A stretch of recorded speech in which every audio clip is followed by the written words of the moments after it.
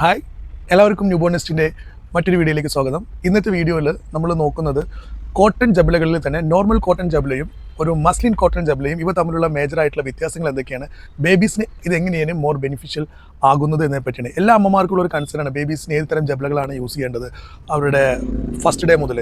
അപ്പോൾ ഈ ഒരു വീഡിയോയിൽ നമ്മളത് ഡീറ്റെയിൽ ആയിട്ട് പറയുന്നുണ്ട്. അപ്പോൾ വീഡിയോ നിങ്ങൾക്ക് ഇഷ്ടമായാൽ ചാനൽ സബ്സ്ക്രൈബ് ചെയ്യുക, ഫോളോ ചെയ്യുക.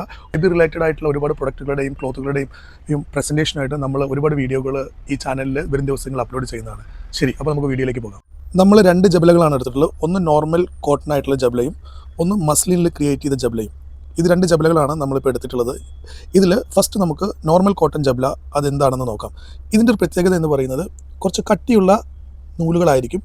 അതുകൂടാതെ വീവിങ് ഇത് വളരെ അടുത്തടുത്താണ് ഇത് വീവ് ചെയ്തിട്ടുള്ളത്. സ്പേസ് വളരെ കുറവായിരിക്കും, മൃദുത്വം ഉണ്ടായിരിക്കും, വായുസഞ്ചാരവും കോട്ടൻ്റെ വായുസഞ്ചാരവും ഉണ്ടായിരിക്കും. റെഗുലർ യൂസിന് വളരെ നല്ലതാണ്, വില കുറവായിരിക്കും. മസ്ലിനെ അപേക്ഷിച്ച് ഇതിൻ്റെ വില കുറവായിരിക്കും.